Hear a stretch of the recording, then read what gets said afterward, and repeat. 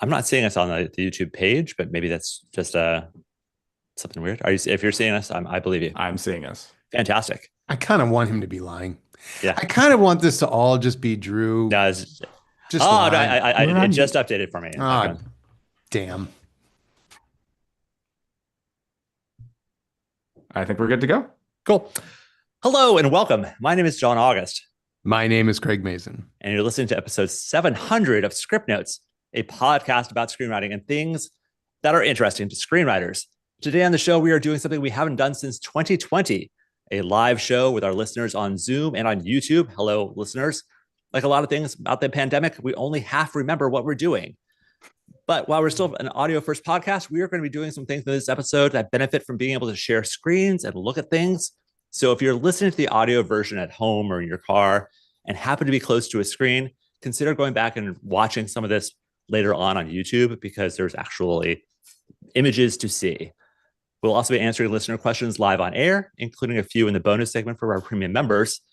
And to help us celebrate 700 episodes, we are joined by some Scriptnotes champions over the years. Let us welcome to the podcast Stuart Friedel, our very first producer of the show. Stuart. There we go. Hi. Oh my God. Look at that background, Stuart Friedel. Such a good background. Classic. I need a Scriptnotes poster or LP or something to put on the back. Yeah.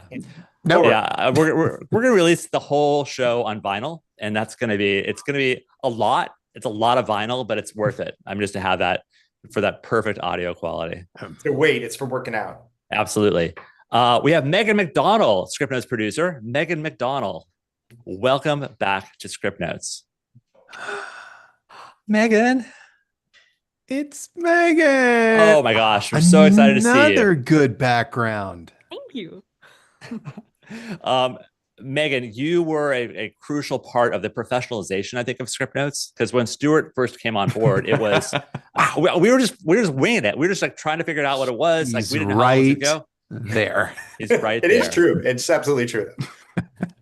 And you were a crucial part of that and also helped me out so much with the Launch podcast, which we were, again, figuring out along the way. How are you, Megan? I'm great. It's nice to be here. Thanks for including me. Of course. Drew, do we have Megan? We do. We always have Megan. Megan Rao is the producer who people first heard on the air. I think she was the one who sort of crossed the barrier and became like, of course, it's Megan. She's talking on the show. Megan, it is always a joy to have you here. Oh my gosh, it's Megan. Hello. Megan, she was really kind of the first star, right? Like, and maybe the only star. I don't really think you or I qualify, but Megan gets stopped on the street. I'm sorry. I hate that you can see my face. You look beautiful. Oh, I just want to cower. You have such great hair. I mean, look at this.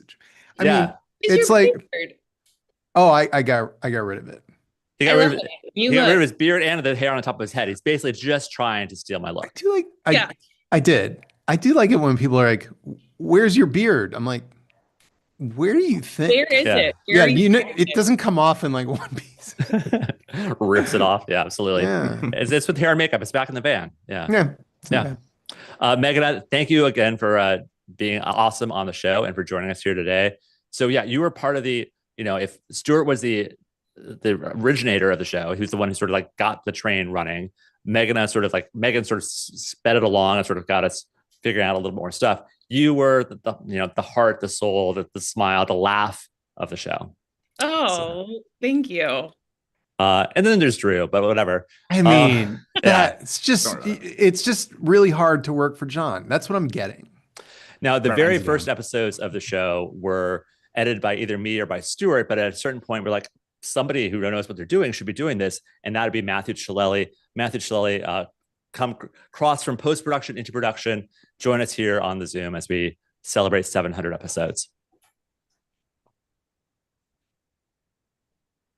Ooh. Oh my gosh. Yeah, so he did somehow. Yeah. He had to type in the studio background so it would feel really impressive. Like that's actually where you do all the work on the show. It's like this high-tech launch center for the show. Absolutely. It's so you can't see my partner working behind me. Yeah, that is. Yeah. That's I how like it works. that Matthew works in a studio that is carefully painted to be blurry. Yes. Yeah. Yeah. That's good stuff. That a highly selective Yeah. focus. Yeah.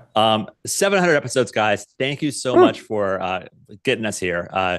I have to say, 700, Craig will attest to, like, that was always my goal, was to make it to 700 episodes. I said that from episode 2. It's like, my goal is just to make it to 700 episodes. Had you said that, I would have been gone within minutes. Yes.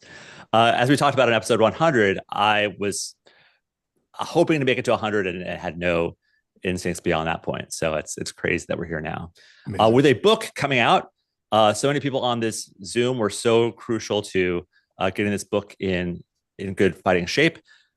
Drew, we can get a bunch of people sending in their receipts from the pre-orders. Thank you everybody who's ordering the Scriptnotes book. It's out December 2nd worldwide, but people should order it now so that there's enough copies, so that everybody can enjoy the book for the holidays.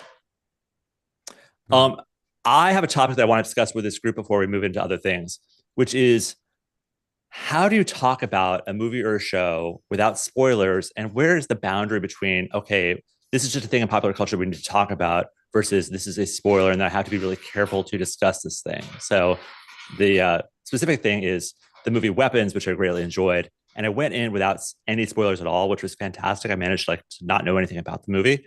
And yet there's a thing I want to talk about on the show in a very, specific way that I think won't ruin things. But what is our feeling about talking about a thing without ruining a thing for other people?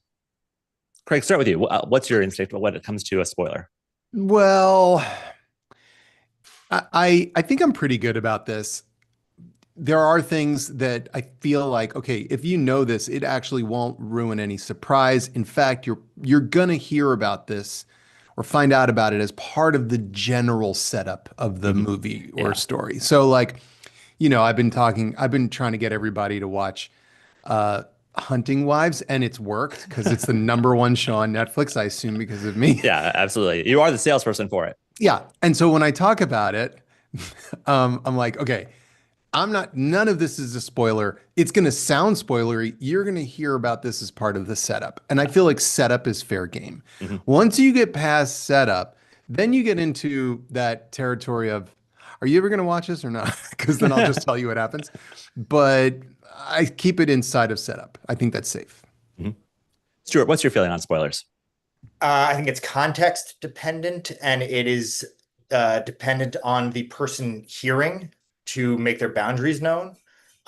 If you want to talk about a movie on a podcast that's educational about movies and how to make movies, I think you just need to tell the audience, tune out now, and then go ahead and talk. Don't hold back the efficacy of the conversation because you don't want to offend somebody who had the opportunity to push stop. Now, Megan McDonald, you've been working on a lot of shows that are either under NDA, so of course you can't talk about those things. But other, like even like a WandaVision, like you know what's coming up, you have a sense of what it is. When on like WandaVision did you start talking about, like, was it only after an episode dropped or after you made sure that people had like a week to watch it? What's your feeling about it? For stuff I've worked on, I don't know. I still don't talk about it. But for stuff I didn't work on, I am not like, I'm context dependent. I'm one of the people that like spoilers like don't affect me at all. Like, oh, he was dead the whole time. This does not affect my enjoyment of this movie. Yeah. What movie would that be? Well, it's Stuart Little, which is so surprising. Like, like, oh my God, I had no idea that mouse was dead the whole time. It was that great. Would have been an improvement. No offense to E.B. White, but that would have been awesome. Now, Megan, you and I are chatting a lot about things, and I feel like we have a good shorthand. When you have a friendship where you can sort of say like, "Oh, have you seen this thing? Are you going to watch this thing? You can talk about this." How about you with your other friends and people around you?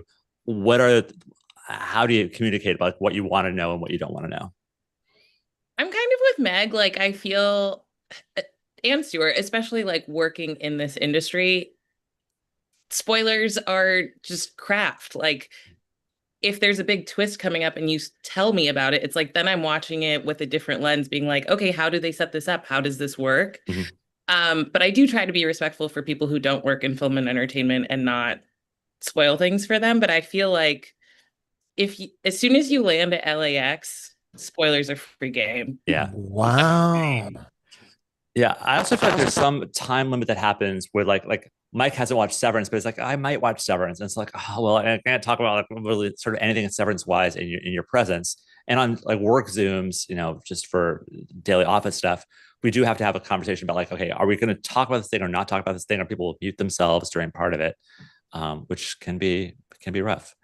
So specifically, the thing I want to talk about in weapons, which I really genuinely think we can have a good conversation about without any spoilers, is midway through the movie, a character is introduced for the first time, and I thought it was a really smart introduction in that an assistant comes into the office and says like, your 2:00 is here, and he's like, okay, send her in, and she's like, and she just lingers a bit, like to set up like, do you know who this person is? Like, this is so strange and weird, and like, yeah, you can send her in, and so there's a lot of screen time spent on what should just be, you could sort of cut out the scene, but it was so important because it sets up this expectation for the audience, like, who is this person coming through the door? And without it, we would not have an appreciation for like, oh, wow, that is just so odd. And it made me believe the reality of the world more, that like this assistant was like saying like, this is a strange situation that's about to happen. So I just really enjoyed that. To me, it doesn't feel like a spoiler. You're going to encounter that moment and you'll say like, oh, John talked about that, but I didn't ruin anything for you, hopefully. Feels ruined. I've ruined the movie for you. Yeah. I'm holding back tears now, actually. I really am upset. Yeah. No, I'm sorry. That's Megan is upset face. a giant beaming smile. Yeah. Matt, did you see Weapons? And do you know the moment I'm talking about?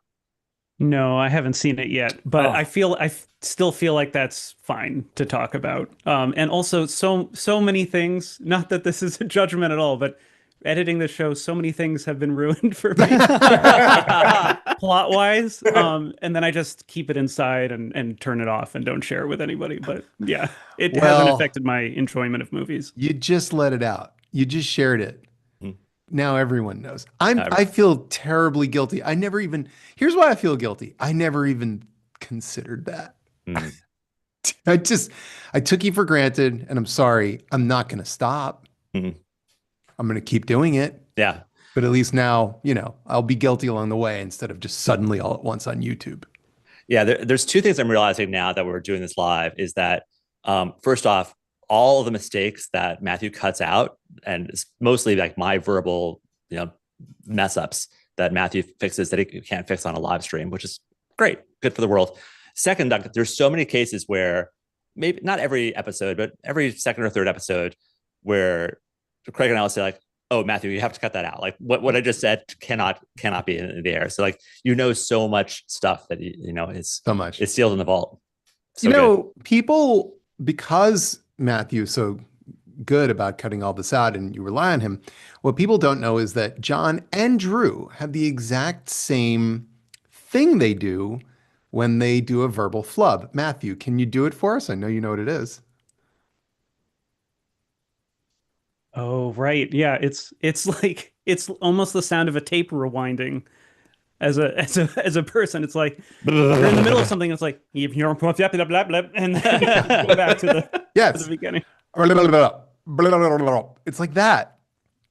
I listen to the Slate podcast, and when their hosts mess up, they must be trained to go 3, 2, 1, and they redo the line, and so it works for them. But every once in a while, a 3, 2, 1 will make it into the show, it's so reveals the process behind stuff. That's what lets us know it's not AI. Yeah. Before we get to our main topic here, we have two little bits of news. Drew, we have a new video in the Scriptnotes vault in the Scriptnotes channel. This is on Breaking Bad. It's Vince Gilligan's interview, and it's really well cut together. Yeah, it's a really good one. It's him just talking about how to be a good showrunner and running a room, and it's really great. That was a great episode. And you have a new weekend read collection up this week. We do. We're back to school. So great. What are some of the titles in the Back to School collection? We've got 10 Things I Hate About You, Big Little Lies, Bottoms, Clueless, Dead Poet Society, Dear White People, Easy A, Fast Times at Ridgemont High, Friday Night Lights, Mean Girls, Napoleon Dynamite, Never Have I Ever, School Days, loads. Wednesday, everything. Do you have Back to School? The Rodney Dangerfield classic? Ironically, no. What the? Yeah. Some of those scripts are really hard to find, Craig. For some reason, there's not like a staggering demand for the people trying to find those scripts. Yeah. That script actually is a really well structured. I Oh. mean, that is very well done for like a classic comedy. Yeah. The structure was actually quite smart. While he's going to hype up Back to School, I'm going to hype up Bottoms just for folks who haven't seen Bottoms for whatever reason. It is gonzo, and you're like, oh, that's why these people are stars. They're just so well done. All right, a topic for the group. So since we have a screen that we can all look at together and our listeners can look at the screen together with us, I wanted to talk about the challenge that all writers face about how we describe the things we see in our heads so that the readers are seeing the same things in their heads. And so today, this exercise, Drew put together this slideshow of images we took off of Shot Deck. So these are all from different movies and TV shows or documentaries, all that we pulled from there. And what I wanted to do is work together to figure out, like, how would we describe this thing in a screenplay so that our readers are seeing the same thing that we're hoping for them to see. So we're calling this People, Places, and Things. We'll start with 4 different people, and we'll talk about who these characters are. And if this was the first time we're showing them on screen, what would we talk about? Because Craig, I know you love to talk about, hair and wardrobe and makeup and all those things, and help us get character details. So let's start with our first image here. So for folks who are just listening at home, again, you should really look at the YouTube for this so you can see what the images are. But it is a woman in an office situation. Craig, you're looking at this. Who is this woman? What are we seeing? What are the details that you think might make it into a scene description for her? Well, I mean, depending on where we are, if this is the beginning of the scene, I would probably make a point of saying intentionally whether or not this is how it actually turns out. Medium close on Brenda, 50s, standard office attire, practical short blonde hair, sitting in an office populated by late 90s, early 2000 equipment. She looks appropriately tired for a 9-to-5er. Mm-hmm. Those are all things I love about that. I love Brenda as a name for her. That feels like it puts her in the right decade. I get what that is for her.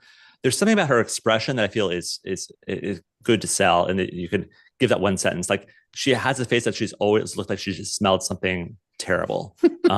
There's something kind of uncomfortable about her.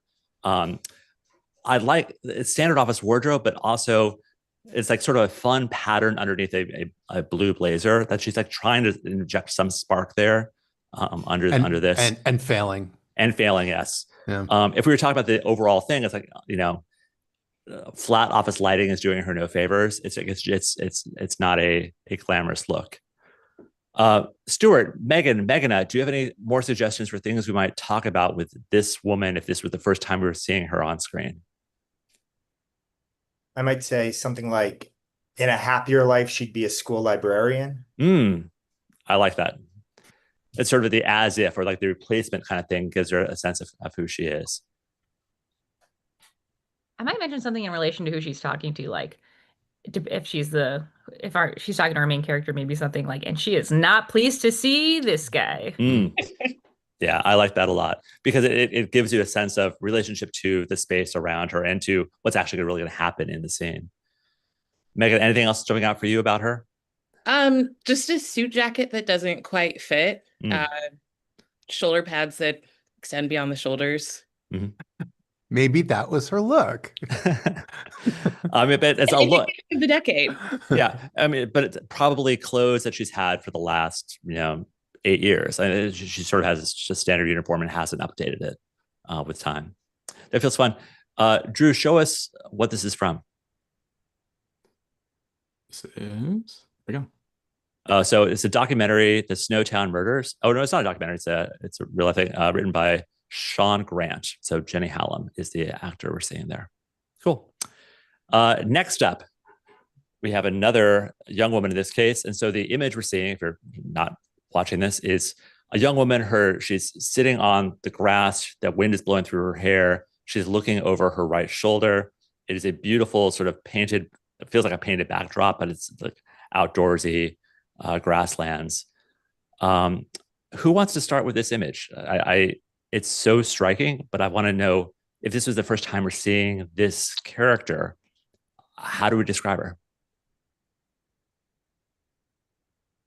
Well, I mean, if this is the first time, I would say something like, again, medium close on.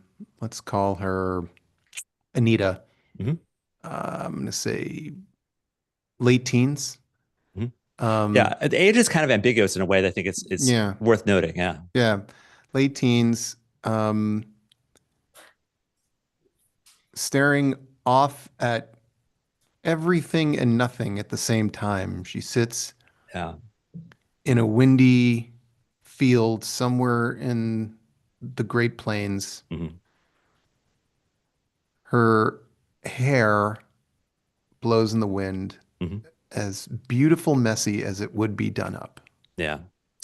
Yeah, the wind catching her hair is such a striking thing about this. And we have to sort of establish that her hair is long. That feels important. I think we need to acknowledge her race and sort of the, you know, we can, listen, as the writers, we can sort of choose what we want to say here, but mixed race or I think we need to acknowledge that she's not white because there's sort of that default white thing that happens. But isn't that the default white thing? Like we didn't talk about the last sure. lady being white. Like, I mean, I don't know if her race is relevant here. It's hard to say. I don't know. Yeah, so choosing Anita doesn't sort of tip us one way or another, but if we could pick a name that would more obviously signal a name. Why did I say Anita? Is anyone named Anita anymore? No. So like possibly it's cool. I don't know. I just went with Anita. I do think Stuart. Well, you bring up a good point here that I think applied to the last one too, with era and decade. Like there is a little bit of context that informs what's important about the character and what is just what happened in casting. Yeah. Yeah, and that's a great point too, because we haven't been talking so much about character here, but I think Craig was noticing that she's looking off to the side. She's just basically, she feels like an observer. She's like constantly sort of surveying the things, but she doesn't, what I see there doesn't feel like an extroverted character. It feels like sort of someone who sits at the edge of things and observes as perhaps like a sort of sniper energy rather than sort of a driver. Megan, other thoughts? Back to the era thing, I feel like there's a little bit of a timelessness about scenario, which I might mention if it's worth mentioning. There's something nice about how she's like holding her knees and holding herself together, but like seems very comfortable outside with this like windswept hair. Let's talk about wardrobe, because of at least what we're seeing with wardrobe, because I think that was so helpful with our previous example. So she's wearing a tank top, tank top, like, you know, Megan, what would you describe that as? At least as far as what we're seeing, like a spaghetti strap. Mm-hmm. And so that could be jean shorts. It could be jeans. They're seeing a bit of denim there. Jorts. I've never typed the word jorts in a script, but yes, I'm tempted. That could be. It's hard to tell. Mm-hmm. Exactly. It seems like an outfit that could be like out of any time and any place, but depending on the time and place would inform if it were a hipster getting ready to go to the mall, or like in modern day, or if it was something from the thrift store bin in a small town, or not even a town, in a rural bucolic. Yeah. I think in a image like this, one thing I never shy away from is just saying she's beautiful. Mm-hmm. Because I believe that beauty should be an intentional thing, meaning we don't just, everybody, it's like, okay, there are shows where everybody just happens to be beautiful. It's part of the tone of the show. I get that. But in something that's a little bit more grounded, not everybody is beautiful. Yeah. And beautiful people are beautiful and they're notable. And so someone like this, I think you need to sort of point it out. It feels relevant. Yeah, we're talking about sort of her and trying to describe her, but if we were describing the overall scene, I feel like I'd also want to call out the kind of like watercolor sky behind her. It's like, it's so, everything feels painfully, and she feels like she's in a painting at every moment. And Craig, your point about like she's beautiful within the especially within the context of this world, is notable because like anybody who would see her in this world would acknowledge that she's beautiful. It's a beautiful shot. Yeah. If it's the first time we're meeting her too, like I don't want to direct on the page too much, but it does feel like a very intentional placement within the frame where she's looking and where she's looking back. Yeah. That's always, it's hard to call those things out. It's hard to call out Yeah. placement of frame. But what I do think you can do as the advocate for always directing on the page, if it's important here, John mentioned this watercolor sky, is to say, you know, she's somewhere like in an open plane that stretches on forever. Long lens turns the background into this beautiful watercolor blur, you know? Yeah. Yeah. I that helps me see what I'm looking at. Drew, show us what this is from. So this is not the first time we meet her, but I included from the script the first time we meet the character. So the actor is Taylor Russell. This is from Bones and All, screenplay by David Kajganich. The first time trying to pronounce that. So we have a description from the script. It says, Marin, 17, mixed race, haltingly plays Sibelius' Swan of Tuanella. She wears a cardigan big enough to be her father's and no jewelry or makeup. Sherry, 17, comes in looking more like an American teen in 1988. Oversized top, lip gloss, and bangs. So that oversized cardigan feels right. It feels like it's not what we're seeing on screen right now, but it feels like the same clothing vibe. Yeah. The no jewelry or makeup also feels like what we're seeing here. So, I mean, I was pretty close with Anita. Marin, Anita, very, very, very similar. So the script did call out mixed race for her, which I have not seen the movie, so I don't know whether that becomes an important plot point. It very well could. All right, our next example, let's take a look at a gentleman here. So this, for folks who are at home and can't see this, we have an older man looking just off center of lens. What did they do to Scott Glenn? They did a lot to Scott Glenn because it's not Scott Glenn. That's not? No, that's Ed Harris. Sorry, it's Ed Harris. Yeah. You know why I do that? I do this all the time because Ed Harris was John Glenn in The Right Stuff, I believe. And so I literally John Scott Glenn. Yeah. I just Scott Glenn Ed Harris constantly. Yeah. But what did they do to Ed Harris? They turned him into the Crypt Keeper. Yeah. I cannot look at this without seeing Crypt Keeper. And I feel like that you're going to go for it. And why not? A very tan bald man with long pale brown hair sort of hanging like a kind of like a broken crown. Like there's something you have to sort of describe that he's both bald and has long hair. Crypt Keeper. Yeah, exactly. It's right there. It is. I would say it.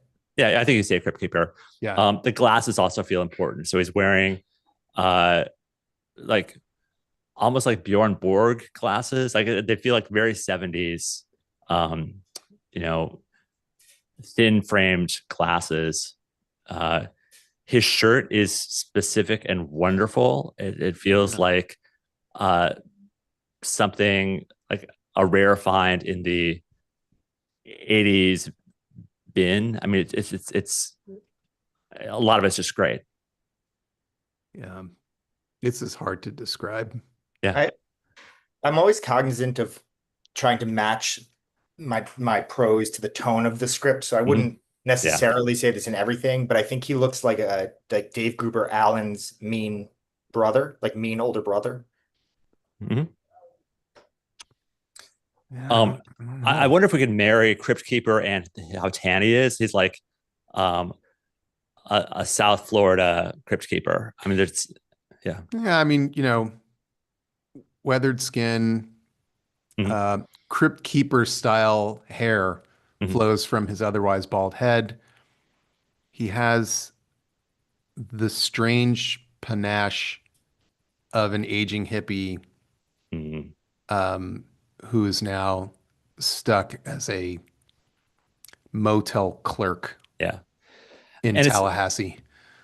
And it's worth noting that like you were able to read motel clerk just because in the background we see a bunch of keys hanging on a board, and it just shows how economical you can be in terms of setting up where someone is and what a place is. Those keys did the job. Unless he's a key maker. Could be maker. It feels more like New Mexico to me than Oh yeah, I can see that. Taos. Yeah, that feels like Santa Fe. Sure. Megan, any other thoughts on our Ed Harris here?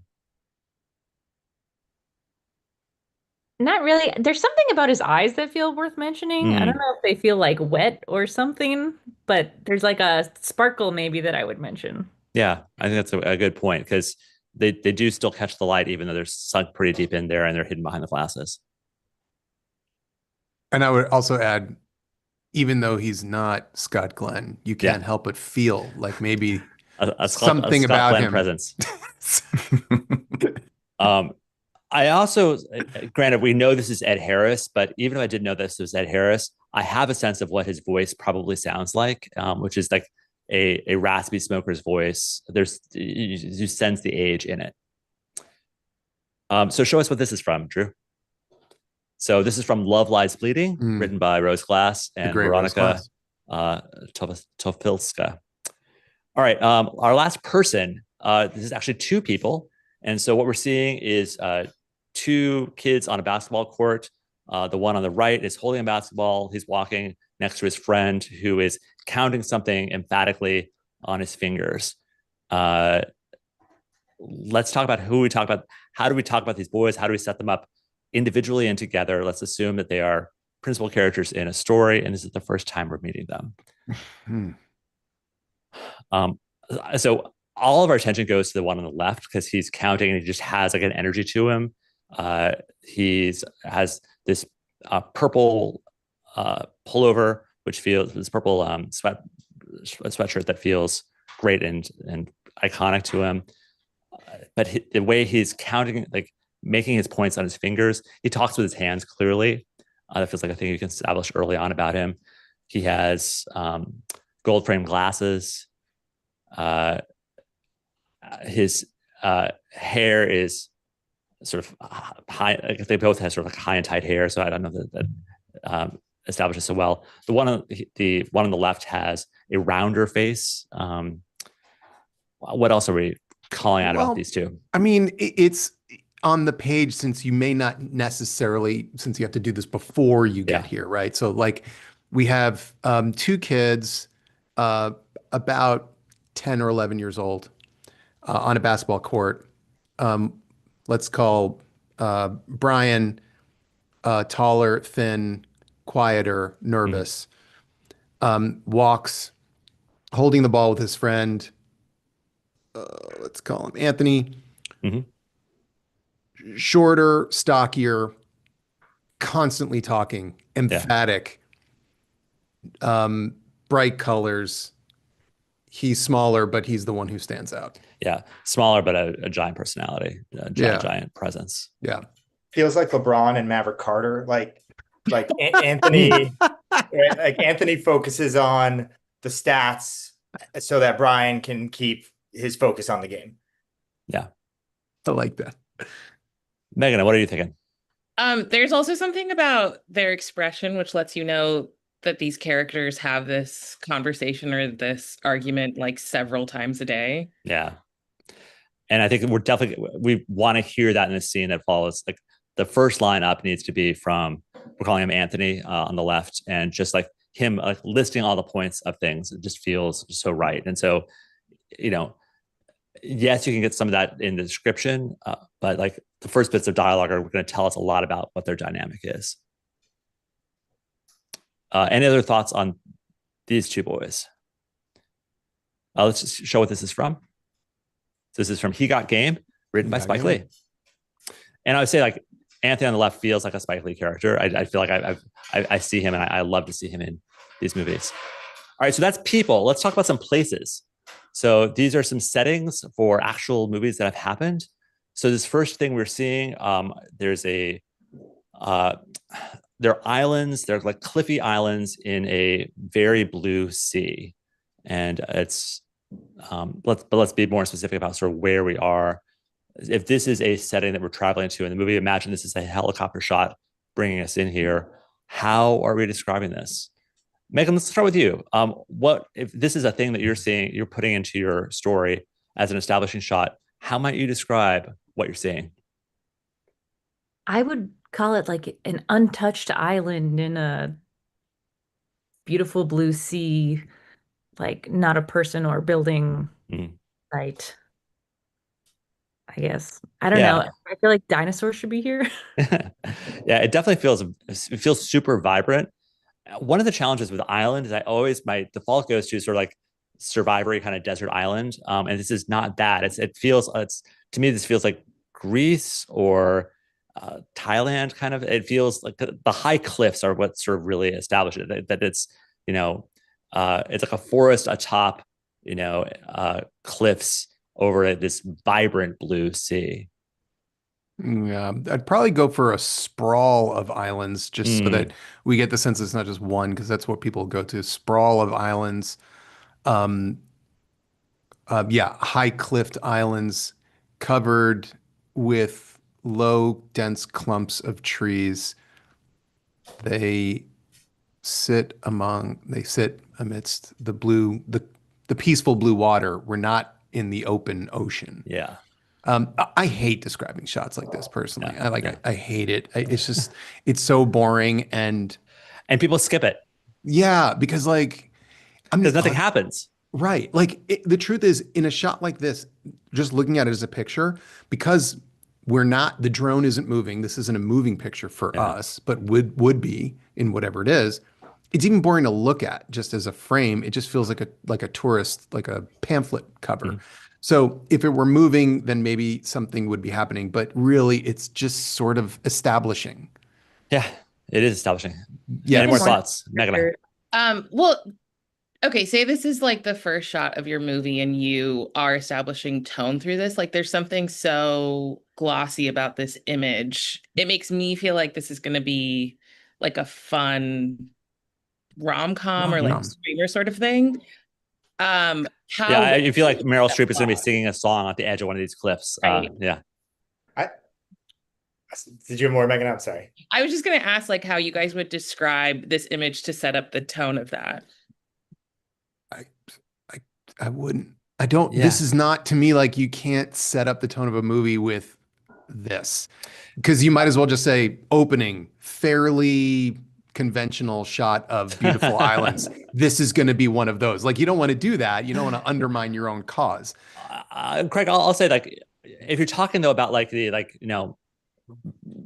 bright joy, it's sort of, I don't want to say joyful sunlight, but the sense of like it's bright and sunny and fun and poppy, that feels like a certain thing. Like describing the weather and the tone and the mood, because like these same islands in the middle of a rainstorm would feel very different and feel very dark. So like establishing that the tone of a place you can do. But I would want to connect that to people. Yeah, I agree. As opposed to just this.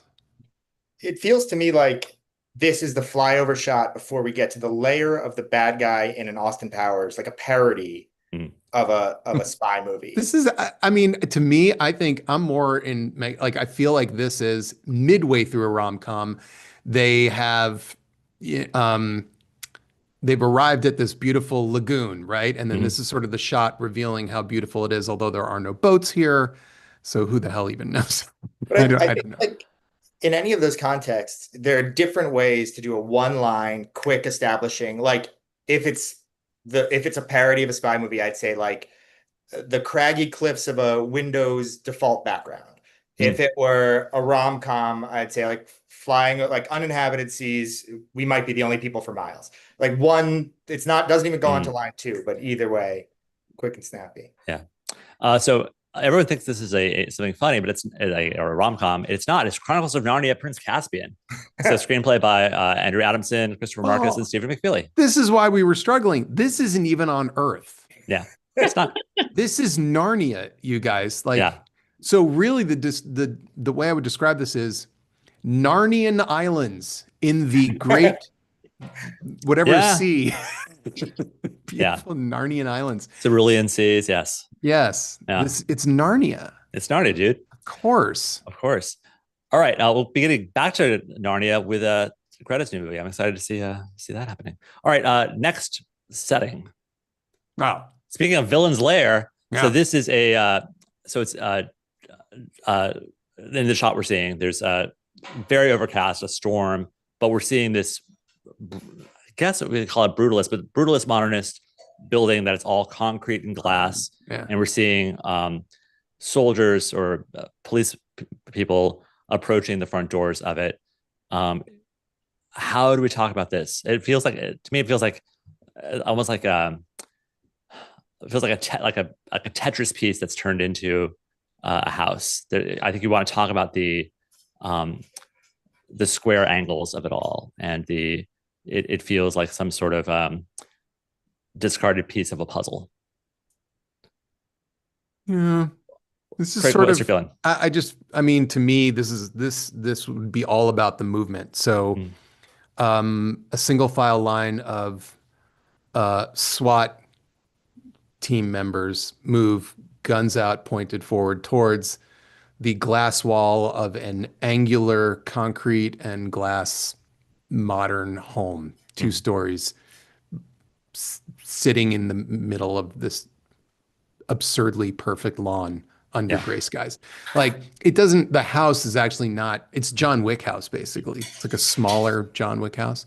I think actually there's a whole other row of soldiers. Sorry, there are 2 lines of soldiers. It's hard to tell because the other ones were blending into the background. So yeah, I would just say a SWAT soldiers in 2 streaming single file lines move towards a angular concrete and glass home. Yeah, I might also, clad entirely in black. There's something futuristic about just how black and minimalist the police officers themselves are. Megan, Stewart, other thoughts on describing this shot? I got to talk about that hedge. It's extremely perfectly manicured. Yeah, it's all straight lines in this space. All right, let's show what this is from. Mickey 17, written by Bong Joon-ho. Yeah, I haven't seen it, but yeah, I saw it, and it's sort of, I don't remember the shot in the movie, but it's delightful, and it feels of a part of the movie. And it's on Earth. It's not on Narnia, so it's fair. This is on Earth, and so this is so what we're looking at is a shot of, it looks like a Middle Eastern city. It is all tan multi-story buildings jammed incredibly tight together. This is a very long lens that is making everything seem incredibly compressed. Buildings nearly fill the frame with just a tiny strip of white sky at the summit of this. Hey, if you put this shot in your movie, we know we're someplace specific in the world. I do like this as an establishing shot. How else do we describe this? What's interesting to say about it? One road. There's one road visible. Yeah, a single multi-lane road.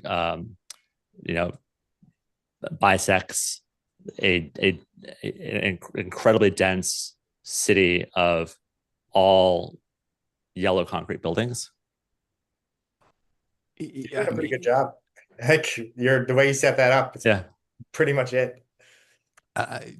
What city is it? That's what I would do. I would say da-da-da, and then point out a compact sprawl of hundreds of squat yellow buildings. They all look the same. Yeah.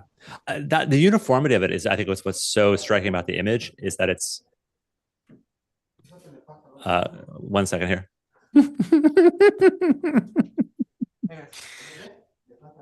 Hey, Drew. Yeah. How are we doing on time? Yeah, I was just wondering. Yeah, I think we should probably jump to a thing, or because we got tons of questions and stuff too. Great. So let's do it. What was this from, Drew? This is from War Dogs.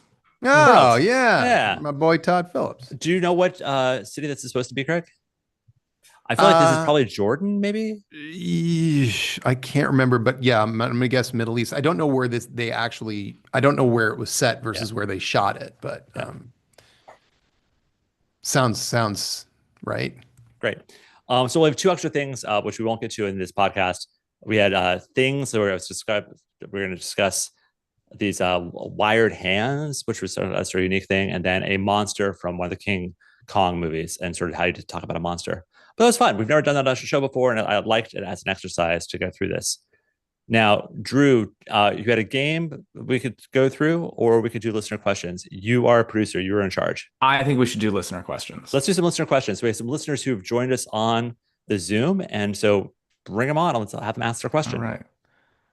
Let me make sure I'm looking for. All right. First, we have Eddie. We're going to bring Eddie on.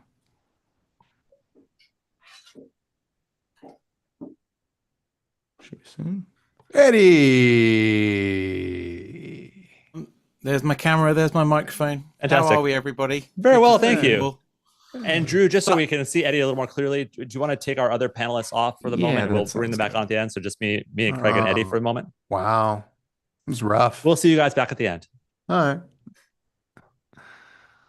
Eddie, what's your question?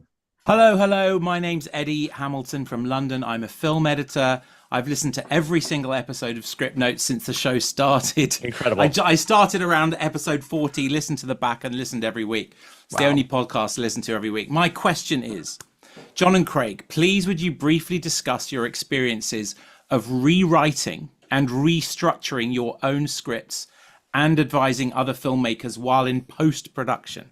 Editing is the final rewrite. Every movie I've cut has been refined enormously once the shoot is over and the editorial adventure begins after the first assembly. And I would love to hear your perspective on this, please. Yeah, it's a great question, Eddie. And so my experience with movies, specifically in post, where I've not directed the thing, I've just been, generally I've gotten them up to production and then I've walked away and done other things and I've come back and I've seen that first assembly, that first cut or first audience screening. And I find where I'm most helpful is coming in with a set of notes that is really responding to the movie that I saw, that it has a memory of what the intentions were behind those things, but it's not trying to get us back to the script that I wrote. It's really reflecting, this is the experience of watching the movie now. This is where I was curious, where I got confused. These are the opportunities I see. And I try to be the first person with the most clearest notes. I give those to the director, the producer.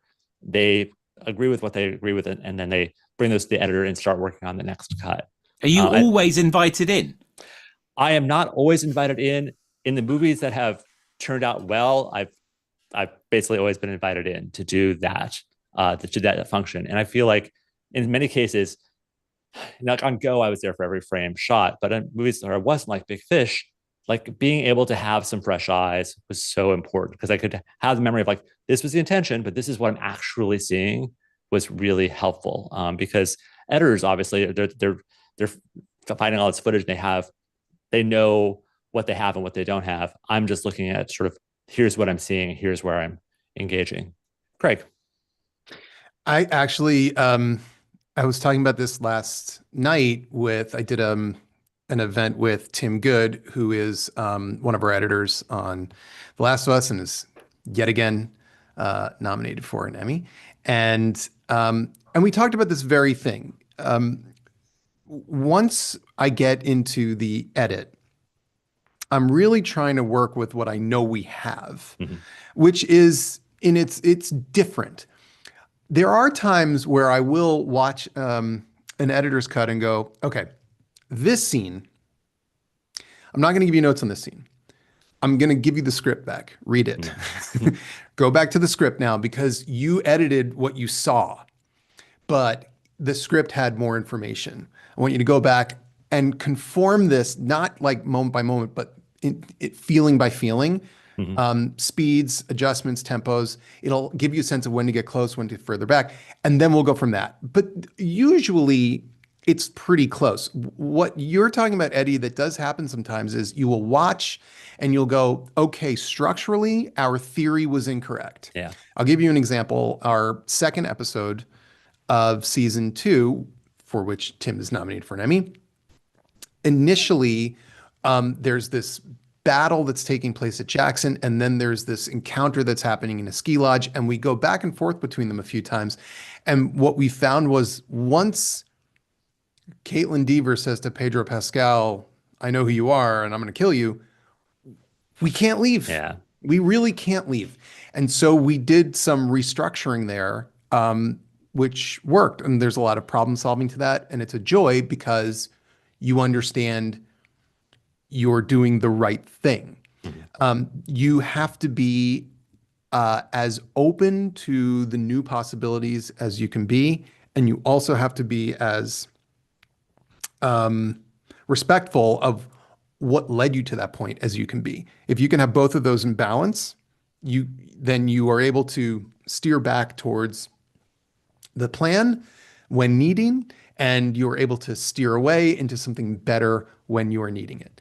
So that's great. When I saw that episode, I as an editor, all that intercutting and the structuring of the battle, I could feel how hard that was, because I've done that on many films. And so I contacted Tim on Instagram and I gave him like a massive thumbs up and said, dude, that episode that episode, you're going to have to do one of those warnings at the beginning of the show now. This episode rocked, and congratulations, just editor to editor. I wanted to let you know that your hard work was seen and understood and appreciated from another, post-production expert who's sharing your pain. When I'm watching that episode, I can feel the amount of work that went into it to balance all the plates. It was astonishing. It was really great.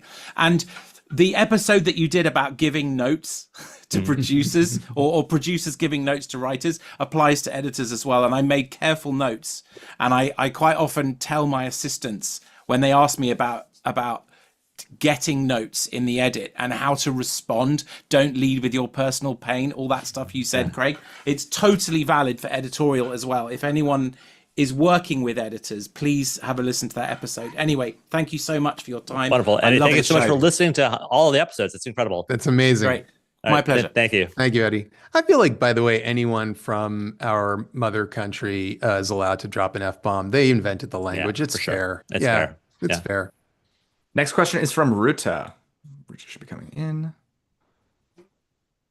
Here comes Ruta. I believe, I may be wrong, but I believe we have a Lithuanian in the room. It is true. It is a Lithuanian. We don't see you, but we can hear you. I'm sorry, I look like a mess. Oh, which is absolutely fine. So we will not see you. What I'm imagining is a Lithuanian. But now, Craig, describe very specifically so for our listeners. No, it's fine.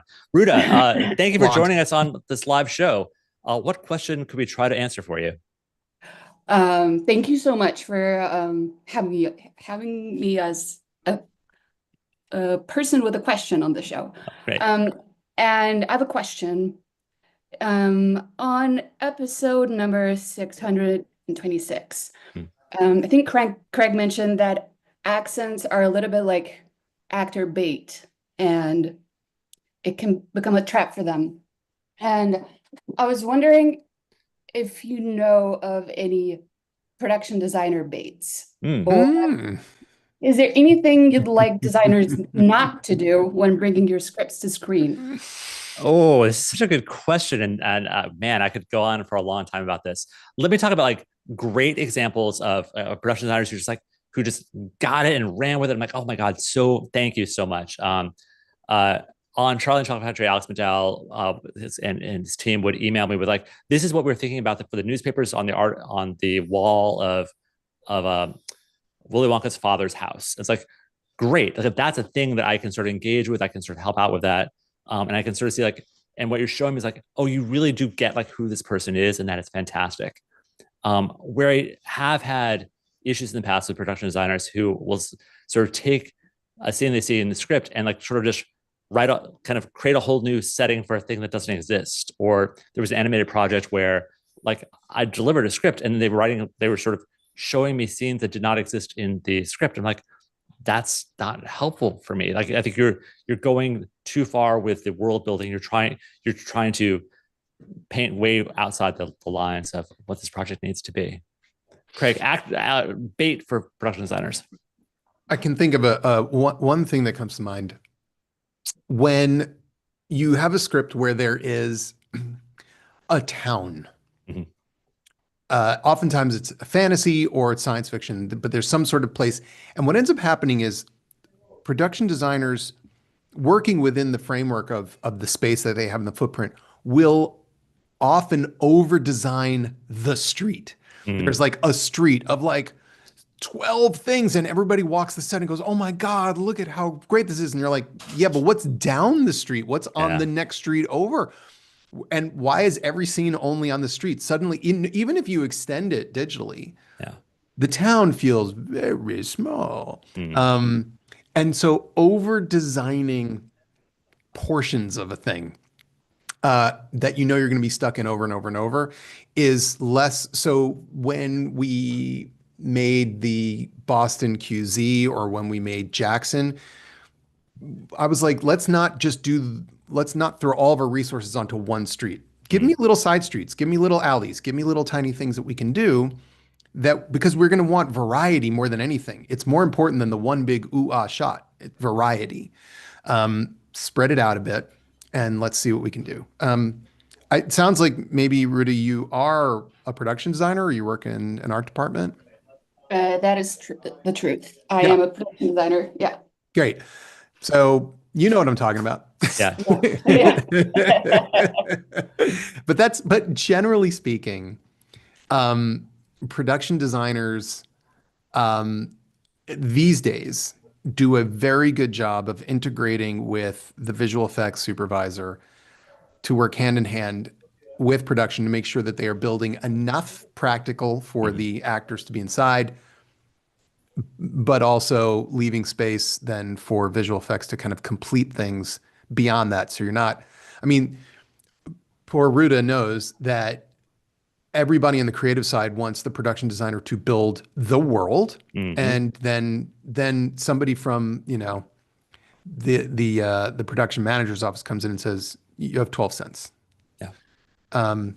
So the compromise is always there. But yeah, that one street bait, that's what I would call it. The last bit I'll say is that really great production design, and I think the point I was trying to get to with Charlie and Chocolate Factory is like it's specific, and it feels specific to the needs of the scene and the needs and who that character is, who would live in that space, and that is the right instinct. And the only danger is sometimes it can go like they can spend so much effort to like sort of create a character that doesn't exist or doesn't sort of mean anything, that it's wasted some time. But I would always prefer a specific place rather than a place that is just looks cool and doesn't actually resonate. It doesn't tell me anything about who the people are who live and work in that space. Ruta, thank you so much for your question. Great question. Thank you so much. Thank you so much. Love your podcast. It's incredible. Thank you. Thank you. All right. Next up, we have Caroline. Caroline. It's Caroline K. Hi, Caroline K. Hello. Hi. I'm trying to go on camera. There you are. Hello, hi. Caroline K. Hi. Long time listener. I guess since 2020, really. But That's my wild. That's wild. Yeah. You guys have been doing a lot longer. But my question is a bit existential. It's, what do you think of people that leave the film industry? I've been working in it for almost 10 years and have found it to be quite detrimental to my mental health, and with the lack of routine, low pay, long hours, high stress environments, slimy, unprofessional producers, and I work in post. I have kept plugging away for the next gig, hoping it'll be better, but I'm just not sure if it makes sense to keep going on the roller coaster that is having a job in film.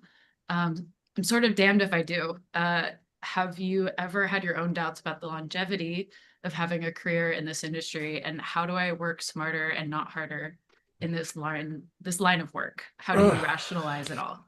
Oh, Caroline. So just that brief question. The answer is no. Yes. Maybe all. 3. The answer is 3. So first off, this resonates with me because I've just been having this conversation so many times over the last few years with people who are like, I don't know whether to stay or to go, what actually makes sense. And what I like about your question is you are trying to face this honestly and look at what is best for you in this moment and what is best for you long term. You aren't making assumptions about how things are going to shape up and how it's all going to, like, that you're one job away from everything being perfect. I love working in the film industry, but the film industry and the television industry can kind of suck. And your job is not who you are. Your job shouldn't be your identity. And it sounds like you have other things that probably are considering, at least, for what you would do if you weren't going to do post. And it's worth taking those things seriously. We don't know what the future is going to hold, but if you're relatively young, you're in this industry, you've been doing this for a while, it's okay to leave if you decide you want to leave. And you don't need my permission or Craig's permission or anybody's permission, but you need to be able to feel okay about going on, because it doesn't mean that you failed. It means that you recognize it wasn't for you, if that's a choice you decide to make. Craig? I mean, the very first question you asked is, what do you think about people that leave? No problem. I just, there's no judgment whatsoever. The same way I feel about people that, were in real estate and decided to make a switch also. It's whatever's, this isn't like, oh my God, she couldn't hack it. I mean, she couldn't hack it would be a thing if like you were trying to be a Navy SEAL, I guess, but no, it's just, this is a business like any other. So John's absolutely right. You can transition to something else whenever you want, as you wish. But I can tell that I can't tell. I suspect that you don't want to. I suspect that you would like to stay. I suspect that you love it. Yeah. I suspect that the problem you're dealing with is the frustration of not being able to do the thing you love in a way that feels good. And that's, Yes. We've been there, all of us, every single person who does this. And that's in different ways. We have all gotten it in different ways. There's ways that the business treats you poorly because of your gender or your race. There are, but I always say and then underneath that, because you're there. Like they'll just, a lot of people will just treat you bad because you're there, which is brutal. And show business is one of the few things that people are so passionate about. They are willing to bear an enormous amount of bad behavior in order to keep going. Yeah. What I think is important is that you've identified that you have a limit. Setting up boundaries is important. Yeah. If in your mind you're giving yourself permission to go, you will immediately feel quite a bit freer. See, one of the problems is when we feel trapped, that's when we feel powerless. You're not trapped, ever. You can get up and go. And yes, it may mean that you're not able to do the thing that you really, really want to do, but you might find that just knowing you can get up and go will give you a little bit more confidence to go, I'm good at my job. I love being here. This is my boundary. And what the bullies know is that there are systems in place to keep them from bullying. Those are real. And I think you should take advantage of those if those moments come. The difficulty of getting work, that is the cross we bear. Yeah, that's the structural problem of what we're in. That is. And I wish I could tell you that there was a moment or an event or a thing where you will wake up one day and go, oh, I'm in this business now forever. Like they'll never let me go, which is kind of what happens when you're good at what you do and you get to that place where suddenly they realize it. And the most frustrating thing is you were you all along. Yeah. You're just waiting for them to flip their own switch to get it. So in your circumstance, with my guess, I would say don't quit yet. I feel like you don't want to. Give it a go as best you can with your boundaries firmly in place. And if that doesn't work, then you know what? There's an unfelt joy that is waiting for you in something else. I do not believe we are meant for one thing in this world. Caroline, one of the things that this is reminding me of is that there's so many books about transitioning careers or moving from this job to that job. And they are always focusing on people who show up and go to work at a normal job. And the things that we do, which is gig work, when you're in post or us as writers, you just don't, piecing together a bunch of different things to create enough of a career is just so challenging and so different. And so if you decide you love this work in post, but you don't love going gig to gig to gig, it may be worth looking for what are the positions that let you do the things you love that are more like a job rather than this, so you can actually not have to stress about the next gig, the next gig, the next gig. And so working at a post house or a place that is like a longer running thing, so you're not constantly seeking the next thing, might feel better. But I think Craig's advice on the whole, I think is really good. Is this resonating with you? Is this helpful at all? Yeah, it's a bit heavier than the other questions, but no. Yeah, it's almost quite spiritual in a way to like have to think about this like existential question, and to like really just be in touch with myself and know what I need. Yeah. So. And listen, there aren't great career coaches for stuff like this. Like there's not an industry for that. But I think just like having a structured conversation with somebody about sort of like, these are my priorities and these are what I'm setting as my boundaries might also be helpful too. And if you can find somebody like that, it could just be a friend, but it's where you both like sort of hold each other accountable for like, these are my red lines, these are the choices I want to make. That could help you as well. Totally. Cool. Caroline, thank you so much. Hang in there, Bye. Caroline. Thanks. Drew, let's do one more question and then we'll save these other questions for the bonus segment. Sounds good. Let's do this. Next question is from Sarah. Do you think it's going to be Sarah with an A or an H? Quick guess. Too late. It's H. Oh, wait. No, it's A. No. Oh, it could be either. This could be Sarah Hadelman or it could be Sarah Edelman. I think it's Sarah Edelman. You're correct. Okay. Jew, H. You got to do it. Jew. Yes. Jew knows Jew. Sarah, welcome to the podcast. Welcome to our live show. What question can we try to answer for you today? Sure. So I'm Sarah. I'm a stand-up comedian and writer, and I finally sent my first feature script to my lit manager, and she gave me really helpful notes. And one of the biggest ones will require redeveloping the male love interest for my female lead. I originally wrote him as a super naive, big-eyed guy from the Midwest who's intimidated by my spunky female girl. But she has suggested that I change him to be a little cooler so we can root for him, a little less pathetic, for lack of a better term. And I really want to make this change, but I've lived with this man in my head for year as I wrote the script. Should I give him a new name and just totally rewrite him? How do I let go of the original person? And how do I make sure that I'm not just like adding new traits to someone who already existed so it becomes like a caricature? And how do I deal with that? I'm gonna miss him, even though I want. And who gave you this note? Was it your agent, you said? Literary manager. Manager. Yeah. Sorry, Craig. Yeah. It's okay. The managers are good. So you know where this is going. I love her. Fire manager. And so let's establish that. Sarah, you think this note is actually the right note for the script. You think it actually will improve the script. Yeah. That's all that matters. No matter where it came from, she thinks it's the right choice for it. My instinct, Craig, is she needs to rename the character because otherwise she's going to try to be gluing things onto the existing character that she already wrote. I think she needs to create a clean space in her head for who this new character is. What's your instinct? Yeah. So there's something about this character that matters to you. And there was something about this character that made him your instinct to pair with her. So there's here. Get to that, figure out what that is. That something, hopefully you can preserve. You can also, you don't need to say goodbye to this guy. You're making a new guy. What's this character's name currently? Milo. And let's say you're going to make a new character called Adam. And your female lead, her name is?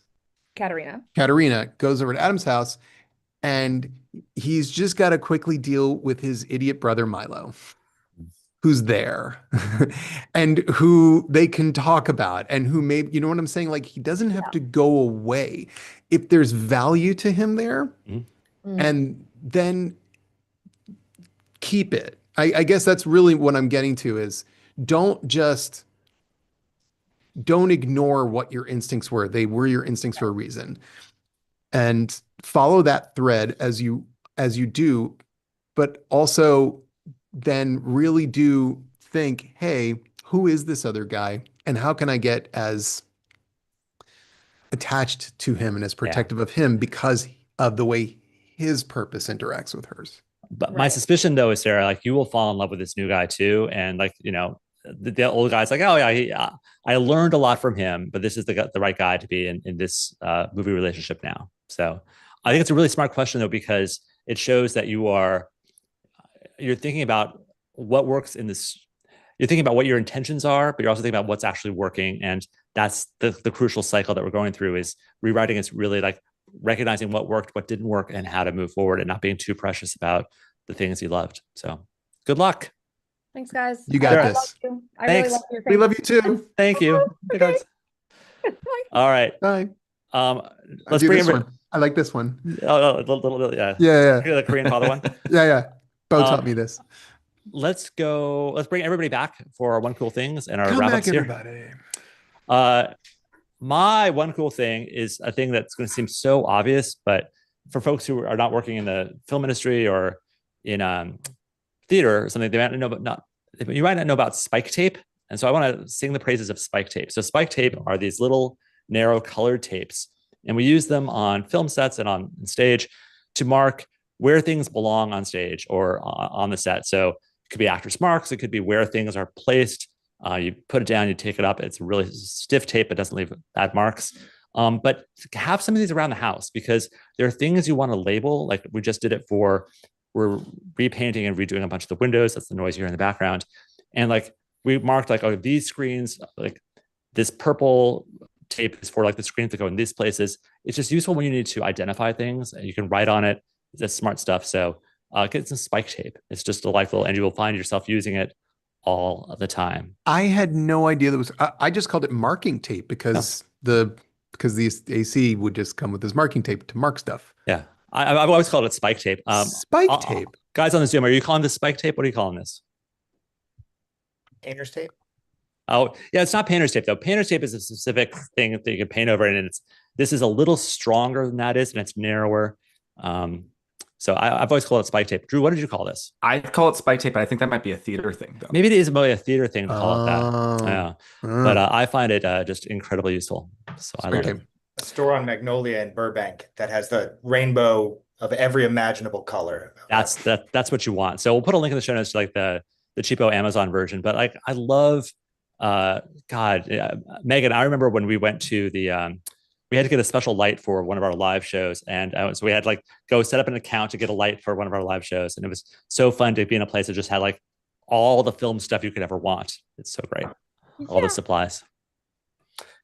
Craig, what's your one cool thing? My one cool thing this week is Bridge Base Online. I don't know if any of you play Bridge. I don't. So tell me about. So tell us about Bridge Base. Well, I've played Bridge in the past and I loved it. My wife and I would play with her parents. We can't play with them anymore because they're dead. Yeah, it's hard. And it just doesn't work well. But they were great bridge players. So they were competitive bridge players in New York in the 60s, like ranked and everything. They were really good. And Melissa and I were more like, we learned in college and we would play. There was like a bunch of people in our little eating clubs, the Princeton, stupid Princeton term, that we'd play bridge. And so I played like just, easy bridge. And I learned quite a bit playing with my in-laws. But Melissa and I haven't played forever. I mean, the thing about bridge is you need 4 people. Yeah. But it is a fantastic game. It's a game that is very simple to understand in terms of the rules, but all the complexity and joy is in the bidding and the strategy. Yeah. And there is a website called Bridge Base Online that is just this massive venue for, you can play against the computer, you can play 1,000 hands, you can do practice sessions, you can learn bidding conventions, and you can also play pickup games with about 14 trillion people. And the reason I kind of started looking back at it is because Melissa's been playing a lot on herself on like her phone. And then our friend Dave Shukan, who I've mentioned before on the podcast, puzzle master, lawyer extraordinaire, and exceptional bridge player, no surprise, had been talking to us. He's been playing quite a bit himself. So if you are interested in learning how to play bridge, or you just feel like doing a little, solo practice, bridgebase.com. I love it. Yeah. That is our show for this week. It's produced, as always, by Drew Marquardt and edited by Matthew Chilelli. Oh, thank you, Matthew Chilelli, right there. Matthew, for this week's outro, pick one of your favorite ones from the past, one of the ones you've done, and let's play that again. One of yours. One of yours. It has to be one of yours. And you're not allowed to write something new unless you want to pull something out. But all right. If you have an outro, you can send a link. Blah. That's what I do. That's it. That was it. I'm so glad it happened. It happened live. If you have an outro, you can send us a link to ask@johnaugust.com. That's also the place where you can send questions like the ones we answered today. You'll find the transcripts at johnaugust.com, along with a sign up for our weekly newsletter called Interesting, which has lots of links to things about writing. You'll find clips and other helpful video on our YouTube. Just search for Scriptnotes. We have t-shirts and hoodies and drinkware. You'll find those at Cotton Bureau. You can find the show notes for the links to all the things we talked about in today's episode. With the email you get each week as a premium subscriber. Oh my gosh, thank you to all our premium subscribers. So we sent out the notice to them about this live show. And Drew, how many questions did we get in from those? Hundreds of questions. I woke up with hundreds in my inbox, but they were all great. It was so hard to pick. And so at least one of them was bad. Come on. Not a single one. We're going to be answering a few more of those live in the bonus segment for premium members, but we're also holding on to those questions because so many of them were so good. We'll save them for future episodes. But the one coolest things, or at least four of the coolest things, are already on this Zoom right now, which are our previous Scriptnotes producers and our editor, Matthew Shillelagh, Megan Arau, Megan McDonald, Stuart Friedel, Matthew Shillelagh. Thank you so much for all your hard work on this. Drew, thank you so much for your hard work every week on this show. You guys are the best. Thank you, everybody who watched us live on YouTube. That's so exciting. And this seems like a good moment for me to go get a brief drink of water as you set up our next segment. Fantastic. Get that drink of water. Take a pee break if you need it. Goodbye, all the rest of you. And if you're watching on the YouTube, stick around because we're going to answer some more questions live. Bye, guys.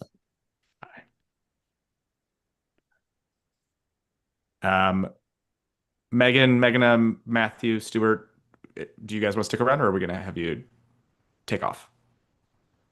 You can stick around. You can stick around if you want to. So we'll get rid of your little panels, but you can just raise your hand if you want to join us again to answer a question that we are mangling the answer to. It's good to see you guys. Good to see you. Bye. Thank you, guys. All right, Craig is back. See, just a drink of water. All right. Let's answer another question if we can. Yes. Who do we have? We have Ben Adams coming up. What a great name, Ben Adams. Ben Adams. I mean, it feels like a founding father, like, you know, or emerged founding father. Founding father's ne'er-do-well brother. That's what it is. Yep. That's exactly right. Yep. Hi, Ben Adams. It's funny because I always get picked for jury duty with that name because it's like a founding father's name. Yeah, that's good stuff. I'd pick you. Ben, what kind of question might we be able to answer for you today? Absolutely. Thank you so much for having me on. I'm so thrilled. So my question is a little preface here. I'm going to be shooting a short film rom-com next month with some friends, and my script I feel like is ready. But I keep hearing things about having alt lines or alternative lines on set. And I have so little experience with that. And so I want to know how many alt lines are good to have for jokes? How many is too many? And I want to give my actors room to improvise, but at the same time, not lose the meaning of the scene. So I just am trying to figure out a good middle ground of how many to have on set. Oh, that's a great question. We had Brittany Nichols on the show a while back, and she was talking about Abbott Elementary. They do sort of come to set with like a whole series of alt lines they'll go after they've sort of gotten through a take, and sort of they'll practice other things for specific stuff to replace. I think it's good for you to have those in your back pocket. I wouldn't share them with your actors ahead of time. It's really, so I would say really look at what's happening in front of the lens in the moment before you change setups. And it's like, and then see what feels good to explore. That's a chance for you to, okay, here are some things I'm thinking. Let's see if any of these work or land. And then that opens the door for them to try some different things themselves. And in sort of the Apatow sense of, you know, you shoot a couple clean and then you get messy. Craig, what's been your experience with alt lines? Never wrote them for the comedies. So when I was working, like for instance, on the Hangover movies, Todd and I would write the lines we wanted to hear. Yeah. But then on the day, first of all, you're going to have funny actors. Yeah. And you're also going to feel things, right? So you may feel in the moment like, it's not quite working, is it? Like, and then you just sort of do a little powwow. What would be better? Or why don't we try this? Or why don't we try that? Or an actor may just toss something out in the moment. You're like, ooh, that was great. I mean, like Todd and I used to have like Zach Galifianakis repeatedly would come up with the best lines after we had turned around, the camera wasn't on him. We're like, Zach, got to do this. I see. When the lens is pointing at you. But also like a guy like Zach, it's like every take he could have a new line that's amazing. Yeah. So you sort of find those there. You don't, there's something that is so wonderfully spontaneous about those. If you prepare them, then first of all, you're sort of inviting people to go, well, I don't want to say this, but I will say that. But remember also, lines interact. Yeah, totally. So if somebody's going to get an alt here, the response is going to be different. So we would let that happen on the day. Yeah. So, but here's, I think, going back to the Abbott Elementary example, like when she has alts for things, when like a person has like a funny name for a thing or a funny thing they call the other person, like having alts for that, like that sort of in sort of sniper those comments, because then it's like it's not inviting a different response back from the other side, and so it's a little bit more clean. You can sort of see what works.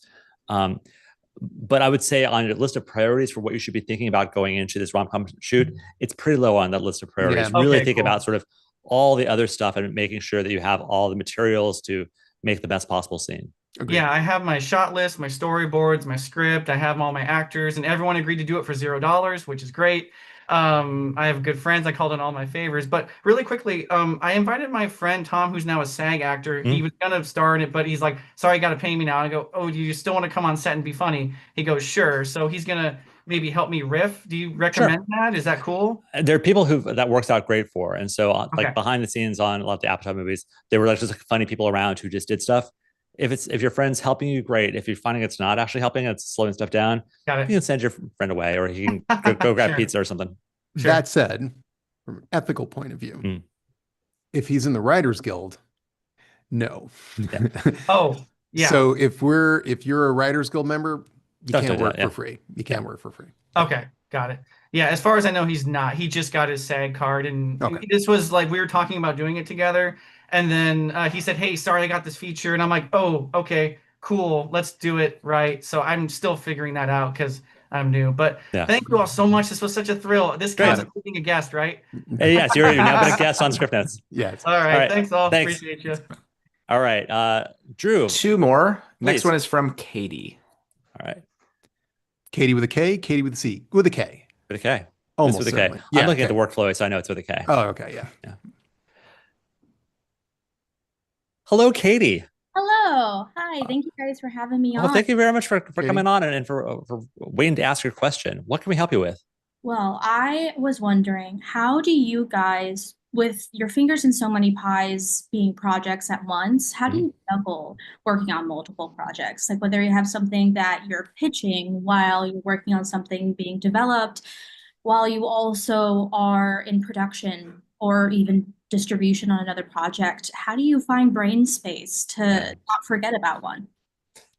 It's a great question, and increasingly, I've had a bunch of stuff recently that I had to.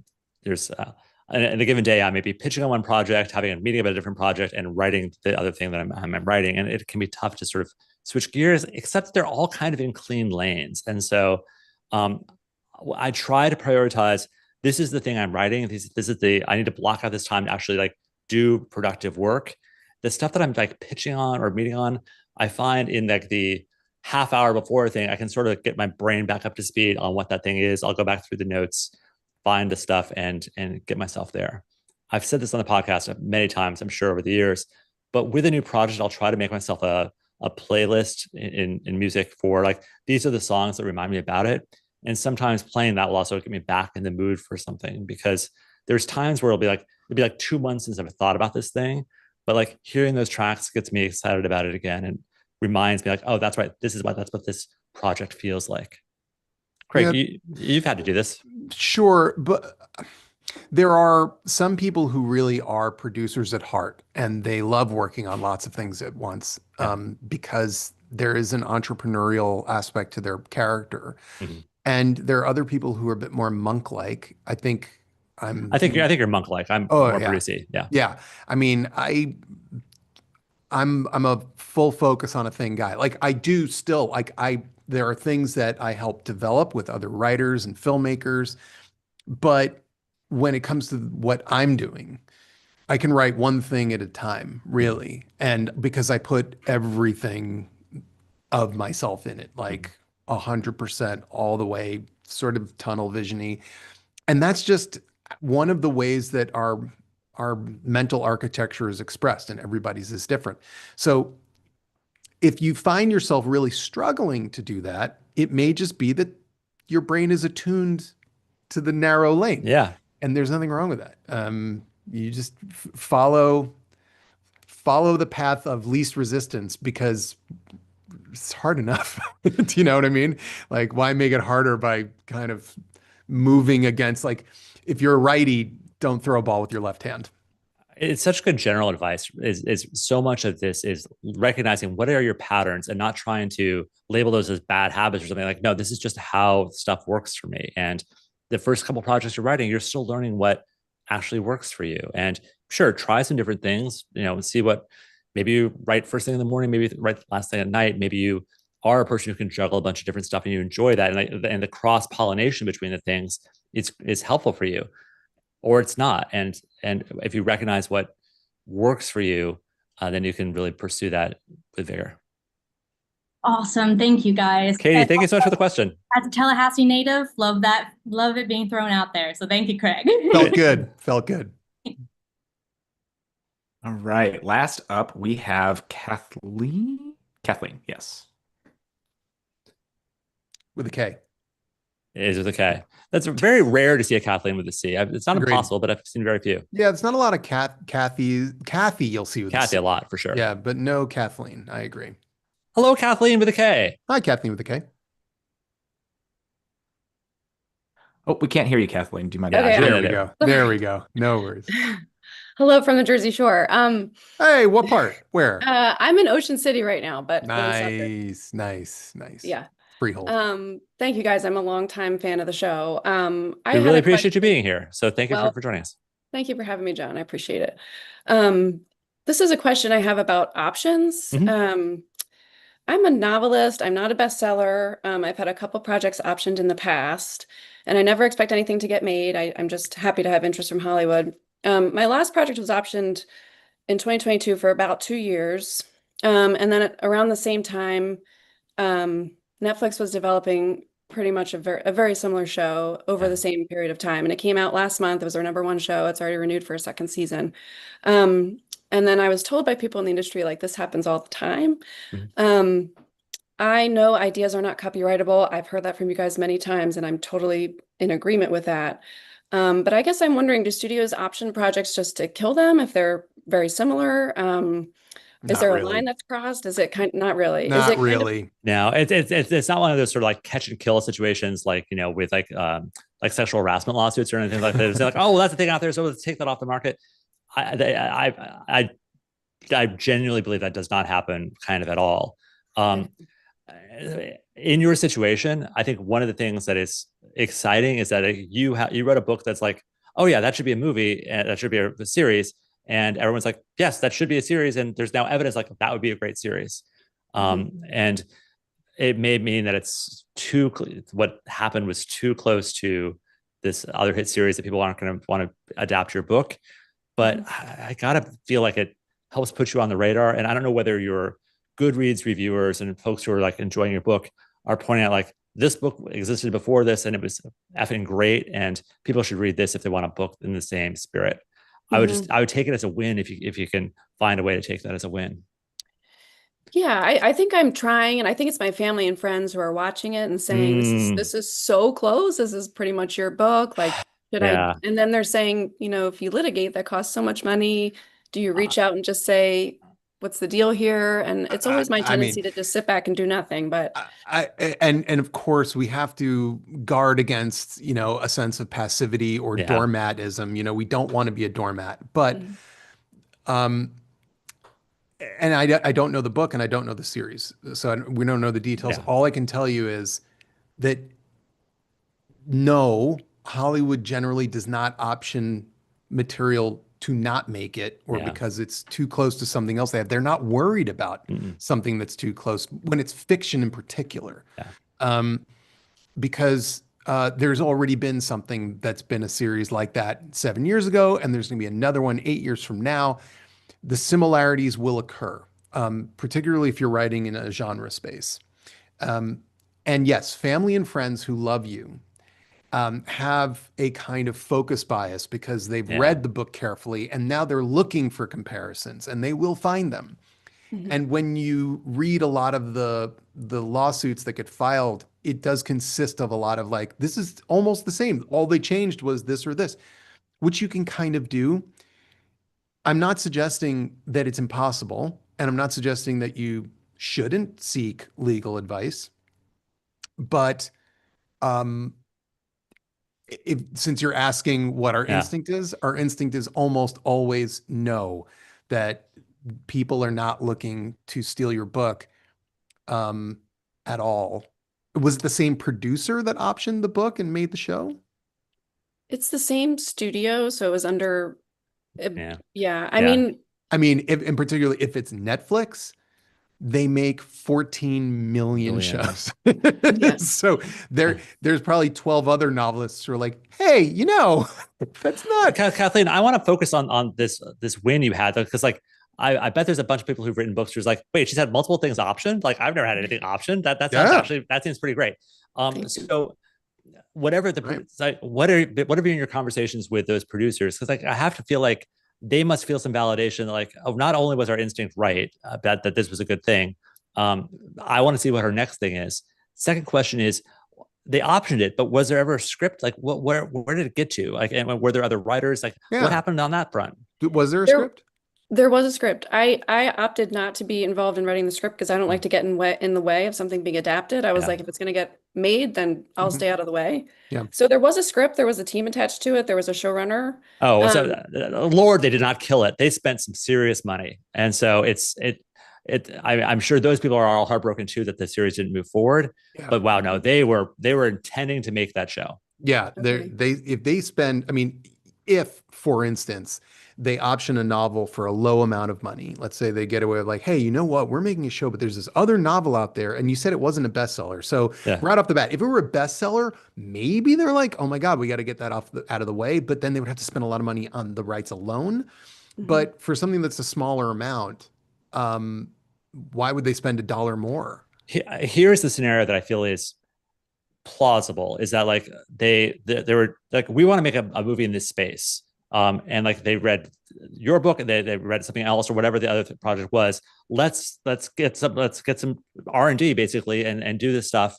And they realize like, okay, we have two things we can do. Which of these two things are we going to do? Who do we like the elements of better? Like who is it? Like which one has more momentum? And that's the one they picked. And it sucks when it's not yours, but you're talking to two folks on this podcast who've had 60 movies not made. And so we can tell you that it's sort of the par for the course. And there was a WGA writer writing a script. And the WGA also is careful about chain of title and things. So for instance, if there were some sort of commingling or shenanigans, then the Writers Guild, the writer of that script based on your novel, would be like, excuse me, you guys took my stuff clearly. And then the Writers Guild would say, yes, you guys have commingled two chains of title, and now you have to deal with credit issues. But the producers who are different producers would also be fighting over that. So it's everybody would be fighting. Yes, it wouldn't just be your fight. Yeah. So I think you can tell your family and friends, thank you. I love you. I appreciate you guys looking out for me.